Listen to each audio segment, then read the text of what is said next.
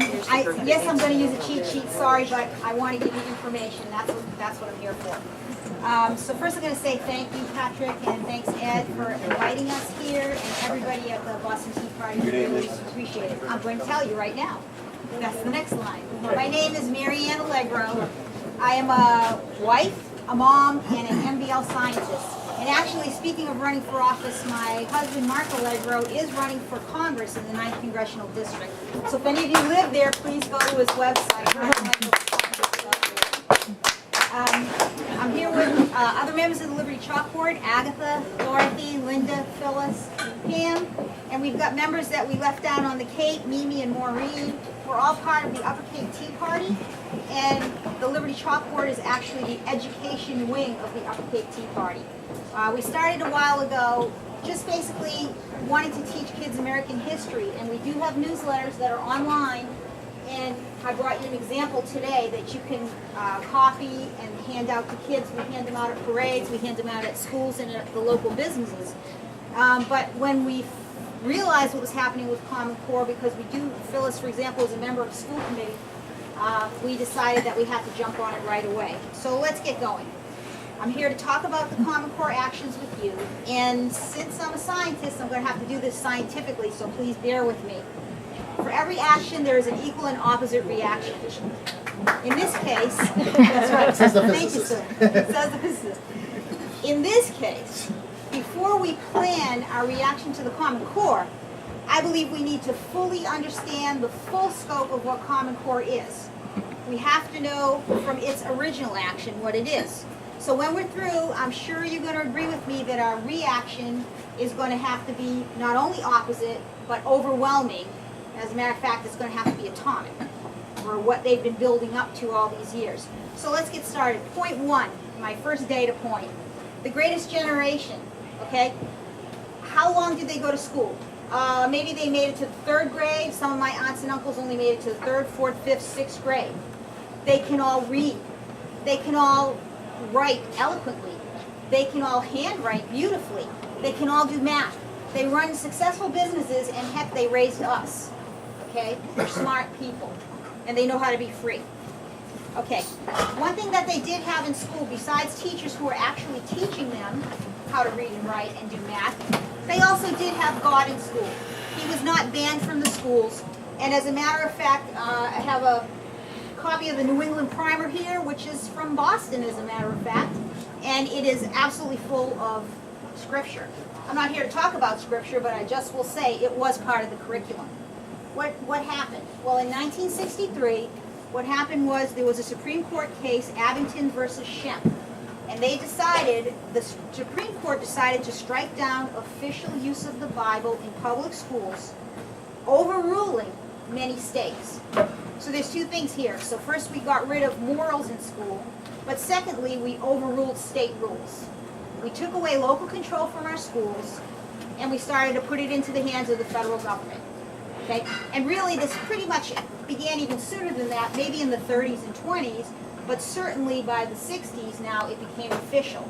It's kind of dangerous.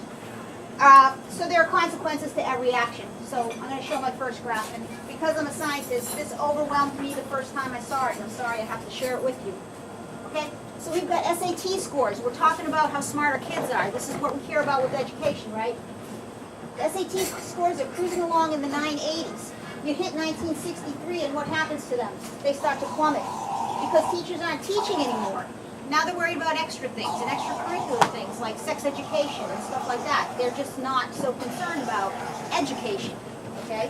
And this is coming from the top down. I'm nothing against the teachers. They're doing what they have to do, to this day, as a matter of fact, okay? So that's what happens. If you go to several other graphs I have here, one happens to be violent crimes per capita. Again, 1963, it skyrockets, okay? Then we have birth rates for unwed girls.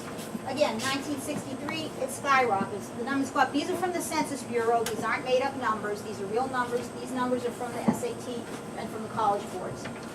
Same thing here with sexually transmitted diseases. So we had a shift happening in the early 60s, and actually most of us in the room are part of this education. And I can say now, looking back on it, I understand. All right, Next, my point 4, by the mid-70s, since all these things were looking so bad, the feds had a great excuse. We have to fix things. And you know what that excuse is. Let's have a war on drugs. Let's have a war on terror. Poverty, the war on poverty. Well, here's the war on our kids aren't educated enough, so what do? They establish the Department of Education. Now we really have officially federal intrusion into our local school systems. Okay? And since this looks so bad with the scores, they had to do something about that. So what do? Well, you're going to have to change the tests. So now we are not going to ask kids what they know anymore. We're going to assess how they think. And now we've switched over to what's called an outcome-based education, where you've got kids no longer being asked to do the math or to write a proper sentence, but instead we want to know if they're thinking correctly, and we're going to give them 4 answers. 2 of them are going to be way out there, and the other 2, it doesn't matter which one you pick because we really don't have a real answer. And if you ask people who administer the MCAS, that's actually what it's like. And if you have to ask the kids who are taking the MCAS exams, that's what they sit there and tell you. That's not, I don't find that I find that very deceitful. But that's what's going on. Okay, in the words of Joseph Califano in 1977, who was the Secretary of Health, Education, and Welfare under President Jimmy Carter, he spoke out against creation of the U.S. Department of Education, and this is just to put a thought in your head. Any set of test questions that the federal government prescribe should surely be suspect as a first step towards a national curriculum. In its most extreme form, national control of curriculum is a form of national control of ideas. And that is very true. So what are we left with right now when we come up to this on steroids, which is now the Common Core? This is what we're seeing right this minute, this week, this month, since this school year in our schools. And we've got the resource table examples of these things. And if you go online, Liberty Chalkboard, to the school feed, we've got articles on all these things. So I'm not making it up. You can't even make this stuff up. Okay, we've got our students not tested on knowledge, but assessed on thought process. We have our Massachusetts standards and many standards around the country being lowered even more. I can't even believe that's a serious thought. Our babies are being taught sex ed in pre-kindergarten. This is not, I'm not making this up, it's part of the National Sex Education Standards. I'm thinking we should be looking at jail time for this kind of stuff. But yet, it's happening, and everybody says we can't do anything about it. Our children aren't taught to strive for correct answers in mathematics. Now it's all by consensus. And that's true, too. You can find that. As a matter of fact, in Falmouth, we had teachers telling parents, it doesn't matter what the answer is, as long as the class agrees with the answer. So 4 plus 4 can easily equal 27. It just doesn't matter. Take a vote. Right. Our kids are getting 5 to 6, 7 weeks of Islamic studies. Now, I know that for a fact in Falmouth, as a matter of fact. Okay? But you better not dare utter the words Merry Christmas in school. And you all know that's true. So we had, in Arizona, Wahhabi states are Skyping the kids. In Tennessee, high school students are visiting mosques and are given Qurans. In Massachusetts, in Concord, Mass., the school decides not to read the Pledge of Allegiance on 9/11, but rather a prayer about a Muslim who's made fun of by the cruel American children. Our 8-year-olds are being taught meditation. This was in the front page of the Falmouth Enterprise. To relieve the extraordinary stress levels of the constant testing that they're undergoing right now. It's just horrible what's happening to these kids. Eye monitors, would you put that up for a minute, Pam? The eye monitors and lie detectors, okay? These are to gain biometric information on our kids. They've got the MIT mood meter going. They've got these crazy seats that I don't know if they're installed yet. They have pressure mice, and this is basically a lie detector. Their intent is to put these on your children while they're looking at their little iPads so they can register the eye movements. This is from the feds, by the way. Producing grit, tenacity, and perseverance. If you need the PDF, we can send it to you. It's over 100 pages long. These are the kind of things they want to do to collect biometric data on your children, because they have a plan, and I'll let you know in a minute. Our children are constantly being asked intrusive questions about their parents and their home life, and we have many examples of that and some on the resource table that's happening to children of people in the Liberty Chalkboard, never mind, but also all around the cities. Our children are being taught anti-American history. In this case, the most recent example, the Boston Tea Party members were terrorists. present company is probably not excluded. I just had to We say should hope that. not. I'm sure you guys fit right into that one. And hey, let's rewrite our Constitution because we don't like it anyway, so they are doing that in the textbooks. Oh, I should say they're not going to be textbooks now, but they're doing that in the schools. Our language arts workbook, again, we have examples on the table, are teaching our 7-year-olds to be really good little political activists. They include exercises where they're telling them to tell their parents in words that are very strong. Use strong language that might even make your parents angry. One of the assignments was literally, the correct answer was, my mom nags me to clean my room. That's a correct answer. And the pages go on and on like that. So they're setting up the kids to dislike their parents. It's extremely evil. The next generation science standards, that's my favorite. No chemistry and no physics. Okay? Because we can't add any more, remember? So you can't do chemistry and you can't do physics, right? I mean, come on. Let's just be logical. Rather we've got a focus on population control, sustainability, sex of course, and the propagation of the wholly unsupported idea that man is destroying the earth, but don't bother to tell your parents about it because it's their fault. It's your mom and dad's fault. And I looked at some of the guidelines, and basically that is what it says. I'm sorry. I mean, I may be paraphrasing it, but that's what they want kids to believe. Our students can no longer write in cursive or write in script. They will not be taught that anymore. What does that mean? That means they can't read it. So what can't they read? They can't read the Constitution. They can't read the Declaration of Independence as written. They have to rely on somebody else to tell them what's in it. They can't read the diary that you might have set aside for your child or grandchild to tell them about what's happening today. Right? They're just going to have to rely on what somebody tells them. And then lastly, what is the UN Decade of Education for Sustainable Development, in their own words, 2005 to 2014? I think they must be using consensus math, because that's only 9 years the way I see it. But anyway, what does that have to do with the Common Core, and why does the Bill and Melinda Gates Foundation care so much about the success of Common Core? So you got to look at where the money is, and you got to look at where the agenda lies. Okay? Please can come down. Thank you. Okay, and here's an example for the UN, for UNESCO. The Education for Sustainable Development Toolkit, written by Dr. Rosalind McCowan of University of Tennessee, quotes, generally, more highly educated people who have higher incomes consume more resources than poorly educated people who tend to have lower incomes. In this case, more education increases the threat to sustainability. So they tell you right there, they do not want your kids to be educated. Okay? Would you repeat the last part of that? Yes. Increases what? In this case, more education increases the threat to sustainability. That's their code word for the earth, I suppose, the rocks of the earth. That's what they want to protect at all costs. It's just the industrialization. Okay. Because the ideal Yeah. citizen of the earth is the average peasant in Zimbabwe. Okay. They've got an excellently small carbon footprint. Right, so they're perfect. That's another, don't get me going on the carbon footprint. Like I said, I'm a scientist. That stuff is really full of baloney. We can get into that another day. Lastly, let's not try to ask the questions about Common Core or its use in our schools, or we may end up in jail like the dad in Maryland, who did end up in jail for simply asking questions at a school board meeting. And so back to science. I like cycles, right? Scientists, you have chemical reactions, you have life cycles, you have water cycle, you have on and on. And so what I want you to think about for just a second is the water cycle. It's a very simple cycle.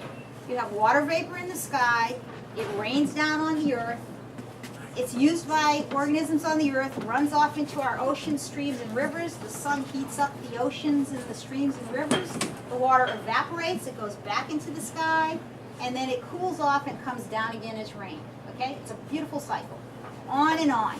It repeats, it replenishes itself, it goes on and on. Okay, here's the Common Core cycle. I gotta call this a web. This isn't a cycle at all. This might be a little complicated, but that's because it is complicated. So that's what I kind of want to get across to you.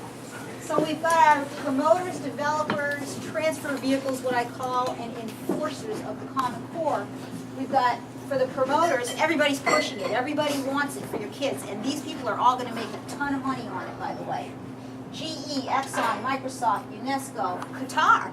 They're all in it, we know that. Google, Rupert Murdoch, our friends. The developers were the federal, well, the funding for the developers, Federal Department of Education and the Bill and Melinda Gates Foundation, funding all the way from inception down to bribing PTAs to accept it and to promote it. Okay? Then we have the National Governors Association and the Council of Chief State School Officers, both of which are trade unions based in D.C. None of them are elected officials, yet they're the ones who supposedly developed this, along with Achieve, which is born from the National Governors Association and Bill and Melinda Gates. Okay, and then the enforcers, of course, are the testing agencies, which is the Smarter Balance Assessment Consortia, the Partnership, or the PARC, Partnership for Assessment of Readiness for College Careers, and the College Board. Same people, David Coleman. This is really centered in one spot, and it's going to be fed to every child in the country. So what do we have? Well, we've got this horrible, let me just hold that out for a minute. You hold that for me, thanks. We've got the rotten core of Common Core. What we've got going into it are our children and teachers getting sucked in. What are locked out of everything are the parents, taxpayers, and the legislators. No say, it seems. Okay? I know we're supposed to be talking to our legislators, but when you talk to them personally, they all say, what can we do, what can we do, what can we do? And they didn't vote for it, in all honesty. Resources and money are being sucked out from there. What comes out of the Common Core?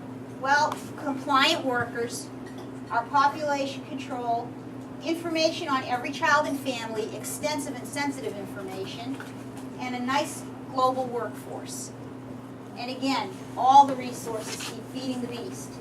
So this life cycle is no life at all. There's no circle, there's no cycle. Everything goes from here away to the ones that are making the money, to the ones that are planning the agenda.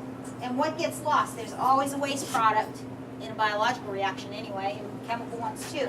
In this case, we're going to totally lose from our kids' minds God, family, and country, creativity, imagination, and discovery. None of those things are allowed anymore. They already aren't. Free thought, privacy, morality, individuality, freedom, in the end, because they won't know enough to be searching for freedom anymore. And, in short, the American dream. It's all going to be lost. And that's why we have to stop it. Well, organization at the grassroots level, which is what we're doing here, which thank you all for being here. Being ready to work together right now. We have to continue our own research and keep learning because it is extremely complicated, and the more you look and try to study and learn it, it just goes on and on. It's unbelievable. And it has been going on for years, like I pointed out at the beginning, but it's just unbelievable to think that people could, throughout generations, be pursuing this. It just seems to me so evil. Why would you pursue wanting to make your country uneducated? I just don't understand it. And slaves. Why would you want a country of slaves? I suppose unless you thought you were pulling all the strings. And that's just a really pathetic thought. It's just not right. Right? I don't get it. So we'll just put the action plans up. Thanks. And that'll be our last part. So get out of your way in a moment. The front part, yeah. No, this part. There we go. Okay, so our action plan that we put in short. Alert people. We've got pamphlets here.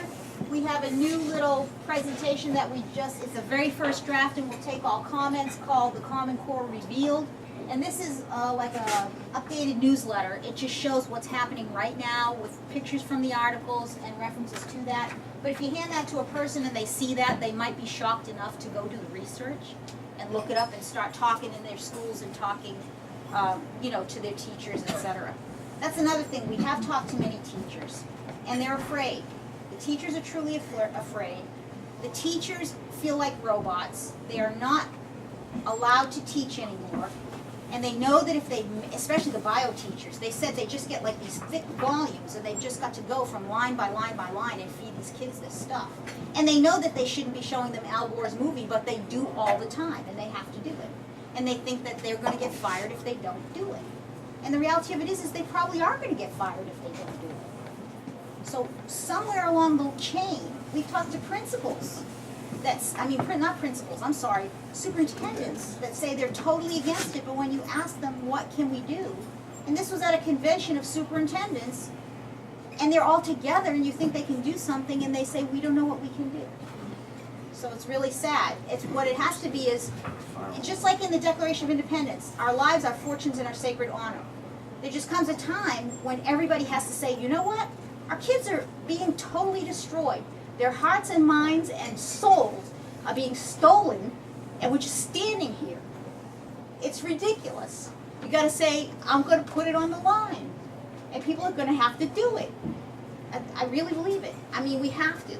Anyway, so let's see how we can do it. And Bill's going to go into a lot more detail, but alerting the people with the pamphlets and discussion and talking to people, educating people with our websites, forums. We have YouTube page, we have Facebook pages, Liberty Chalkboard again .org, but we have a forum on the YouTube. We have all kinds of things on Facebook, and we have a wonderful website. The school feed has got all the current articles, like I said, on our website page.